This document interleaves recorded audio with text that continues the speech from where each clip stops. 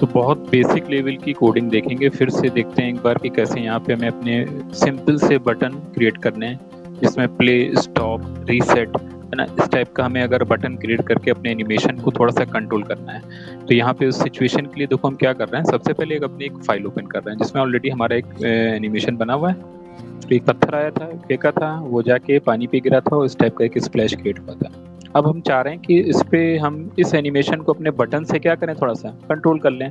तो सबसे पहले तो हमें क्या करना है कि अपनी इस पूरे एनिमेशन को सबसे पहले फ्रेम पे रोक देना है। एक्शन पैनल खोलने के लिए हमने बताया था कि F9 पुट करें, तो यहाँ पे हमारा ये एक्शन पैनल खुल, और हमने कोड स्निपेट कहाँ से, विंडोज से क्या ओपन कर रहे हैं, कोड स्निपेट।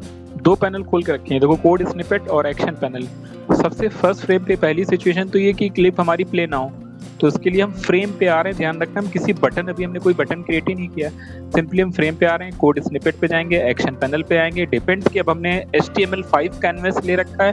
ये स्टार्टिंग में जब हम लोग फाइल बनाते हैं तो वो हमसे पूछता है कि हम HTML5 कैनवस ले रहे हैं, हमें जावा ये यूज करना है कि हम नॉर्मल एक्शन स्क्रिप्ट 3.0 यूज करना है। तो अगर 3.0 यूज कर रहे हैं तो हम डायरेक्टली इसी के पैनल पे आएंगे, टाइमलाइन पे जाएंगे और हमने यहाँ पे स्टॉप एट दिस फ्रेम कर दिया। तो यहाँ पे बाय डिफॉल्ट प्री डिफाइंड बनाया हमें कोड मिल गया। हमें सोचना नहीं कि हमें कहाँ पे कॉमा फुल स्टॉप लगाना है, बस हमें उसे सही जगह क्या करना है, पुट करना है। अब क्या होगा कि जब हम कंट्रोल एंटर पुट कर रहे होंगे तो यहाँ पे वो क्लिप हमारी फर्स्ट फ्रेम से देखो स्टॉप दिख रही है, कोई इसमें मोशन नहीं हो रहा है।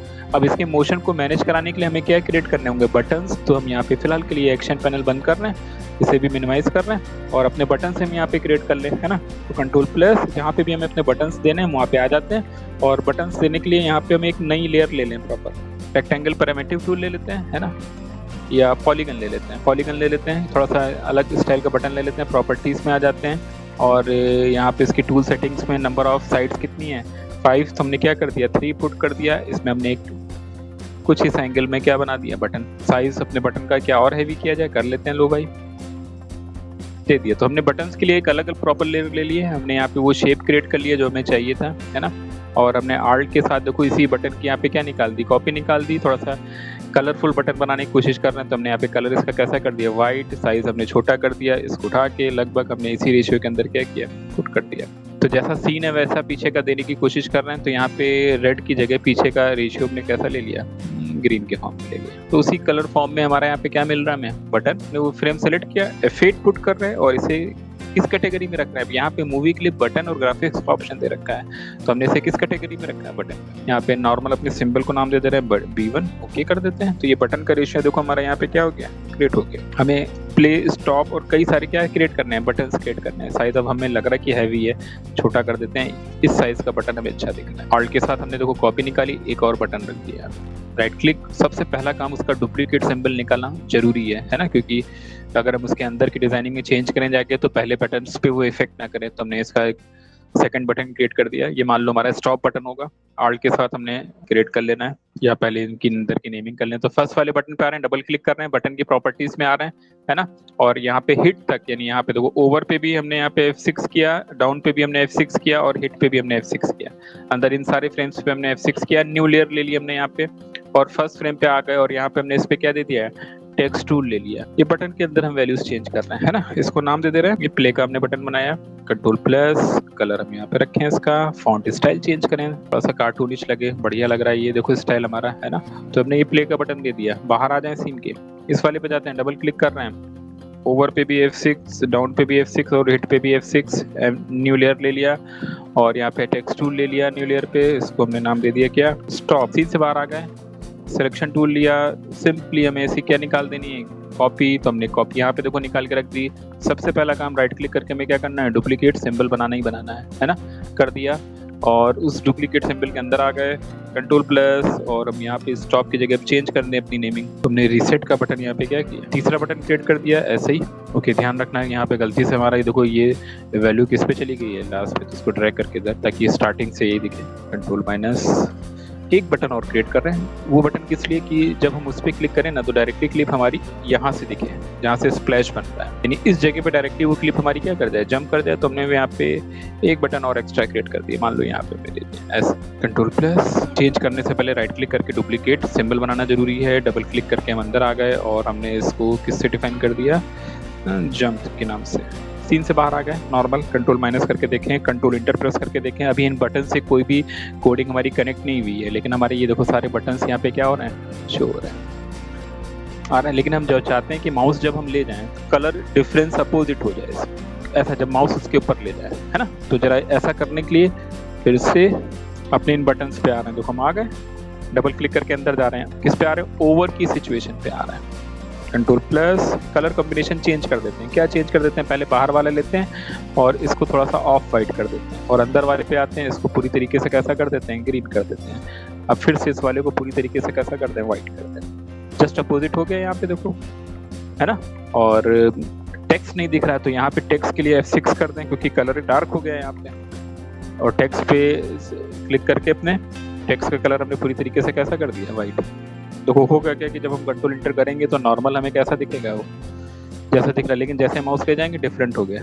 अभी कोई इसमें कोड कनेक्ट नहीं है, नॉर्मल क्लिक करने पे कुछ नहीं होना है ना, लेकिन यहाँ पे बटन्स में हमें कुछ ऐसा रेशियो आता हुआ दिख रहा है। फिर से देखो कंफ्यूजन नहीं होना चाहिए, कंट्रोल माइनस दूसरे बटन पे करके दिखा रहे हैं, सीन से बाहर आ रहे हैं, अपने इस बटन पे गए, डबल क्लिक करके उस बटन के अंदर आ गए, सेकंड नंबर वाले फ्रेम पे आ जाए जिसपे हमें चेंज करना है, कंट्रोल प्लस। अभी स्टार्टिंग इसका कलर थोड़ा सा ऑफ वाइट रखें, एक्जैक्टली वाइट ना रखें, है ना, और क्योंकि वरना वो मर्ज हो जाएगा।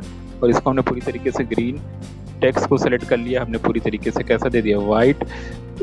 इस वाले पे आ गए, फिर से चाहे तो इसमें डिफरेंट कलर दे देते हैं, तो हमने येलो कर दिया, ऐसा हो जाएगा। सीन से बाहर आ गए, कंट्रोल इंटर करके जरूर चेक करें एक बार कि सही जा रहा है रिजल्ट ही नहीं। अब रीसेट और जंप में भी ये सिचुएशन हम क्रिएट कर सकते हैं। तो सबसे पहले में इस क्लिप को प्ले कराना है ना। ध्यान रखना हमारा टाइम स्लाइडर नहीं चेंज हो रहा, वो अपनी इसी स्टार्टिंग पोजीशन पे है ना। और हमने किस वाले शेप को सेलेक्ट कर रखा है, इस बटन शेप को। हमने बताया कि कोडिंग के लिए यहाँ पे बटन का जो ये इंस्टेंस नेम है, इसको जरूर पुट करें। अगर इंस्टेंस नेम देंगे तो वही नेम हमारा कोडिंग में क्या होगा, काउंट होगा। अगर हम नहीं भी देते हैं तो सॉफ्टवेयर उसको अपने अकॉर्डिंग क्या कर देगा, रीनेम कर देगा। हमने यहाँ पे देखो कोई नेमिंग नहीं पुट करी है, जैसा है वैसा ही रहने दिया। कहाँ पे जा रहे हैं, कोड स्निपेट पे आ रहे हैं और अपना एक्शन पैनल खोल रहे हैं, F9 पुट करके। एक्शन पैनल हमने खोल लिया है ना। कहाँ पे आ रहे हैं, कोड स्निपेट पे आ रहे हैं। और बहुत ध्यान रखना है कि हमारा वो बटन सेलेक्टेड है कि नहीं। तो हमने अपने इस बटन को क्या किया, सिलेक्शन में लिया, कोड स्निपेट में आ रहे हैं। कहाँ पे जा रहे हैं, टाइमलाइन से बाहर आ रहे हैं और यहाँ पे जा रहे हैं क्या, इवेंट हैंडलर में। किस पे आ रहे हैं, इवेंट हैंडलर में आ रहे हैं। और यहाँ पे क्या दे रहे हैं, इस पे माउस क्लिक इवेंट दे रहे हैं, माउस क्लिक इवेंट, है ना। डबल क्लिक करते हैं। अब देखो हमने जो यहाँ पे इंस्टेंस नेम पुट नहीं किया, उसकी वो हमें यहाँ पे क्या दे रहा है, वार्निंग दे रहा है कि हमने इसको पुट नहीं किया। तो इसको हम जैसे ओके करेंगे वो यहाँ पे हमारे लिए उसकी क्या कर देगा, देखो बटन/1 के नाम से उसकी अपने आप उसने क्या कर दी हमारे लिए, नेमिंग।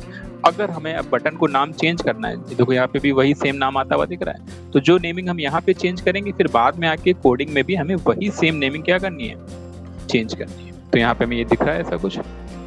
ये हमने किसके लिए बनाया है, प्ले के लिए, है ना। अब क्या करना है, जब ये हम पूरा कोड पुट करते हैं तो देखो ये वाला ब्रैकेट जो यहाँ पे दिख रहा है, यहाँ से जो ब्रैकेट की स्टार्टिंग हो रही है, हम यहाँ पे क्लिक कर रहे हैं और इंटर पुट कर रहे हैं। सिंपली हमें क्या टाइप करना है, प्ले स्मॉल ब्रैकेट से लगा के क्लोज कर देना है ना।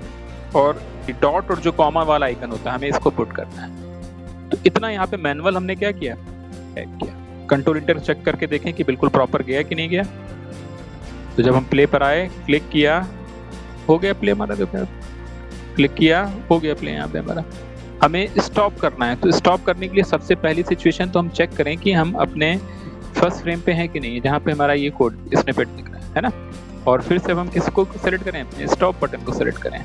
और करने के बाद कोड स्निपेट पे आए, माउस क्लिक इवेंट ही इस पे दे रहे हैं, डबल क्लिक कर रहे हैं। वार्निंग ऑप्शन आ रहा है क्योंकि हमने कोई यहाँ पे बटन को अपने इंस्टेंस नेम नहीं दिया हुआ है। ओके करते हैं, वो अपने आप उसकी रीनेमिंग करेगा। बटन 2 के नाम से उसने उसको क्या किया, डिफाइन किया। ठीक, जहाँ पे ये ब्रैकेट स्टार्ट हो रहा है ना, और इस पे एंटर पुट करके क्या पुट करते हैं, स्टॉप सब स्मॉल लेटर्स में लिख रहे हैं, है ना। ब्रैकेट स्मॉल वाला लगा के क्लोज कर दे रहे हैं और डॉट कॉमा वाला यहाँ पे हम आइकन दे रहे हैं। कंट्रोल इंटर चेक करके देखें, ये हमने प्ले किया, स्टॉप कर दिया, रुकी हुई देखो क्लिप हमारी हुई। जब हम प्ले करेंगे तो फिर से प्ले हो जाएगी। एक प्ले किया, स्टॉप कर दिया हमने, वहीं पे हमारी रुकी हुई क्लिप। और जब हमें जहाँ से भी चाहिए हमने वहाँ से क्या कर दिया, उसे प्ले कर दिया। सिंपल एनिमेशन अब हमारा कुछ बटन से कंट्रोल होता हुआ दिख रहा है, जिसमें हम कुछ भी मैनुअल टाइप नहीं कर रहे हैं। जो टाइप किया वो बड़ी सिंपल सी लैंग्वेज टाइप की है, स्टॉप और क्या टाइप किया, प्ले। तो जो सिचुएशन दिखा रहे हैं, इस सिचुएशन में आपको मैनुअली ज़्यादा टाइप नहीं करना है। ऑलरेडी जो सॉफ्टवेयर ने हमें दे रखा हम उसी सिचुएशन को यहाँ पे क्या कर रहे हैं, यूज कर रहे हैं। जहाँ पे हमें प्ले देना है स्टॉप कर दिया, रुका हुआ है क्लिप हमारा, जब चाहेंगे तो हम फिर से इसको क्या कर पाएंगे, प्ले कर पाएंगे। अब यहाँ पे हम एक रीसेट का बटन चाह रहे हैं, जब हम इस पे क्लिक करें तो सिचुएशन हमारी फिर से अपने स्टार्टिंग पोज पे चली जाए, है ना। तो उस सिचुएशन के लिए हम कहाँ पे आ रहे हैं, रीसेट बटन पे आ रहे हैं। सबसे पहले रीसेट बटन हमें सेलेक्ट करना है, फिर से हम कहाँ पे जा रहे हैं, टाइमलाइन पे आ रहे हैं, चेक करें कि वो फर्स्ट फ्रेम पे है कि नहीं अवेलेबल, ठीक।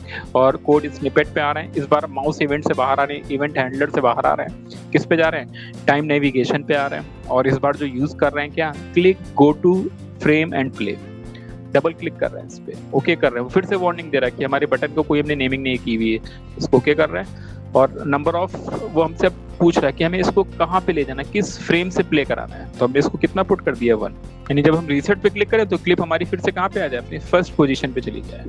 तो यहाँ पे हमने गो टू एंड प्ले में जो नंबरिंग कर दी वो कितनी पुट कर दी, 1 की पुट कर दी, है ना।